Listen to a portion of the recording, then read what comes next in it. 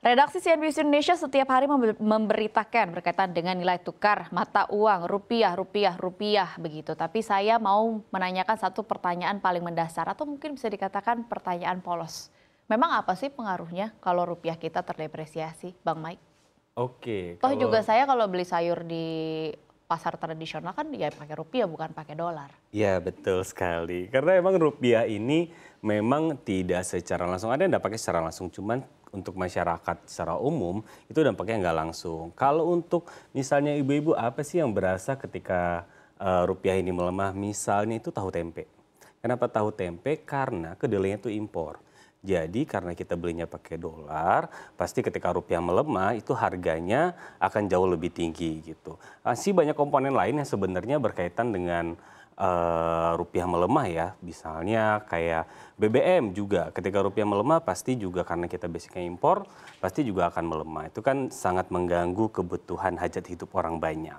Oke, memang dampaknya itu secara tidak langsung tapi secara langsung juga bisa dikatakan Bisa begitu ya. dikatakan demikian gitu. Jadi kenapa itu menjadi sangat penting dan harus menjadi isu untuk dicermati oleh regulator karena ini menyangkut hajat hidup orang banyak. Oke. Nanti saya juga tanya juga ke Bang Ai, tapi ke Bang Mike dulu nih saya mau elaborasikan. Katakan pada saat ini rupiah kita sudah melemah dan terus melemah di bisa dikatakan di kuartal terakhir di tahun 2024. Apakah bisa dikatakan bahwa pemerintah Indonesia gagal untuk menstabilisasi rupiah? Untuk menstabilisasi sebenarnya tugas Bank Indonesia ya. Kalau pemerintah supportnya cukup besar untuk menyediakan likuiditas falas di dalam negeri gitu. Kalau untuk pergerakan rupiah sendiri sebenarnya kita udah berasa di pertengahan tahun ya. Ketika pemilu AS sudah mulai gencar dan Donald Trump mengumumkan menang untuk pilpresnya, itu mengubah lanskap pasar keuangan gitu. Jadi banyak yang memprediksi kebijakan-kebijakan Donald Trump itu akan sangat berpengaruh ke pasar keuangan. Apalagi terutama di sisi inflasi gitu. Inflasi AS dimungkinkan tidak akan turun secepat yang dibayangkan. Nah ini mempengaruhi kebijakan suku bunganya. Ketika suku bunga The Fed tidak turun secepat itu, maka ini menjadi ketidakpastian baru. Nah investor khawatir. Kekhawatiran itu direspon dengan mengembalikan lagi dolar-dolar mereka yang tadinya udah disebar ke negara berkembang, termasuk Indonesia, itu ditarik lagi masuk ke Amerika sendiri gitu. Jadi makanya itu sangat berasa di sejak kuartal 3 dan 4 itu rupiah mulai melemah sampai kemarin di level tertinggi 16.300. 16.300. Tapi di tahun 2024 sempat 16.400 ya. Betul. Jadi ini sebenarnya masih belum all time high. Yang perlu dicermati itu sebenarnya tingkat volatilitasnya. Karena kemarin tuh sempat menguatnya tajam ke 15.000. Oke. Nah terus balik lagi ke 16.300. Nah kalau volatilitasnya terlalu tinggi, itu jadi sangat tidak pasti buat dunia usaha Musuh mengambil para pengusaha. Iya, musuh para pengusaha gitu. Ketidakpastian itu sendiri. Betul. Oke, Bang Ai, tadi kan kita kan udah bicara banyak sama Bang Michael soal makronya begitulah ya dari Indonesia, kemudian pengaruh dari Amerika Serikat. Kalau dari Mas Ai sendiri, aku pengen tahu. Berarti bisa dikatakan bahwa tadi Bu Sinta Kamdani memprediksi bahwa rupiah akan terus tertekan di tahun 2025 awal. Satu lagi di tahun 2025 PPN akan naik. Meskipun memang formulasinya masih absurd begitu ya, kita masih nebak-nebak apa yang naik. Tapi sudah bisa dipastikan beberapa produk, beberapa komoditas akan naik.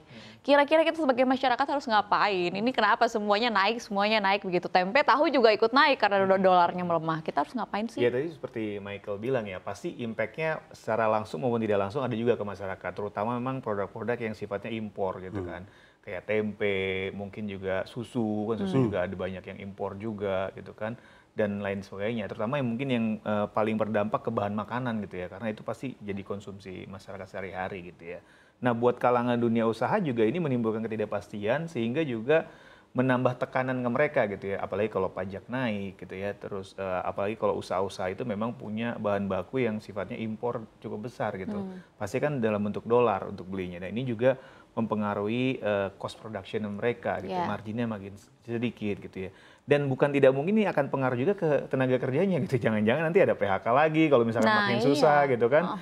Ini juga bisa dan harus diwaspadai juga gitu ya. Dan dari sisi investor juga kan sekarang ini karena ada ketidakpastian ekonomi sifatnya sangat pragmatis. Dia selalu melarikan uangnya ke instrumen-instrumen yang memiliki return lebih tinggi gitu ya. Nah karena mungkin di Amerika Serikat sendiri suku bunganya masih cukup tinggi, ya dia lari kan uangnya ke sana gitu. Betul. Karena memang secara suku bunga Reaktif lebih gitu ya?